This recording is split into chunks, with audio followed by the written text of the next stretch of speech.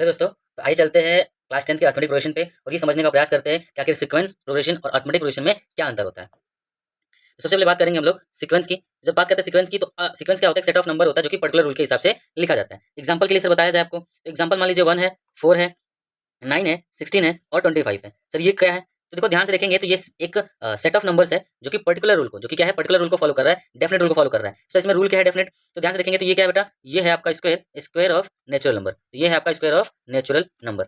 ठीक है। उसी तरीके से एक और हम सीक्वेंस देखेंगे तो वो मिलेगा आपका 2, 4, 6, 8, 10। यहाँ पे आप क्या देखेंगे? तो यहाँ पे +2 करके हम अपने नेक्स्ट टर्म को पा रहे हैं, तो दैट इज यहाँ पे ये रूल हो जाएगा। एक हम और को देखें तो 2 है, 5 है, 11 है, 23 है एंड सो ऑन। तो ध्यान से देखेंगे तो यहाँ पे क्या है? तो मल्टीप्लाई बाई 2 और +1 है। तो ध्यान से देखेंगे तो यहाँ पे +2 का रूल था, यहाँ पे 2 मल्टीप्लाई बाई 2 +1 का रूल है और ये क्या है? स्क्वायर ऑफ नेचुरल नंबर है। तो इस तरीके से देखेंगे कि ये हमारा सीक्वेंस हो गया। जब बात करेंगे प्रोग्रेशन की, तो प्रोग्रेशन क्या होता है बेटा? तो प्रोग्रेशन भी एक तरीके से सीक्वेंस ही होता है, बट यहाँ पे जो ईच कॉन्सेक्यूटिव टर्म होता है, यानी दो लगातार टर्म के बीच में एक पर्टिकुलर रिलेशन होता है। ठीक है। या फिर कहें कि प्रीवियस टर्म को पाने के लिए हमारे पास जो है एक डिफिनेट रूल होता है। मतलब अगर आप ऊपर वाली सीक्वेंस में देखेंगे तो आप ये देखेंगे कि सर यहाँ 1 से 4 में या 4 से 9 में, 9 से 16 में आपस में कोई रिलेशन नहीं है, बट ये पर्टिकुलर रूल के हिसाब से लिखा, that is square of natural number. But जब इस दोनों आप सीक्वेंस को देखेंगे तो ये दोनों सीक्वेंस क्या है? तो देखो 2 में +2 किए तो 4 आया, 4 में +2 किए तो सॉरी हाँ +2 किए तो 6 आया, 6 में +2 किए तो 8 आया। तो ये क्या है आपका?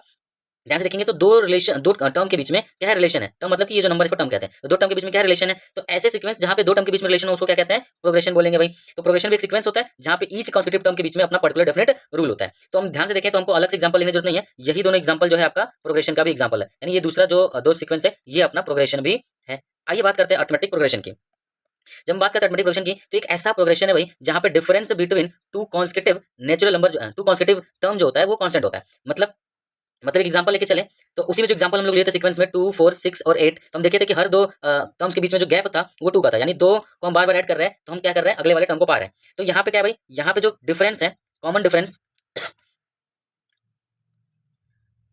यहाँ पे क्या है? टू कॉन्सेक्यूटिव टर्म का जो डिफरेंस है, टू कॉन्सेक्यूटिव टर्म का जो डिफरेंस है, टर्म का जो डिफरेंस है उसको हम क्या बोलेंगे? तो उसको वो हमारा सेम है, कांस्टेंट है, और इस वजह से हम इसको क्या बोलेंगे? एपी बोलेंगे। तो कॉन्सेक्यूटिव टर्म का डिफरेंस क्या है? कांस्टेंट, दैट इज वाई ये 2, 4, 6, 8 क्या है? एपी है।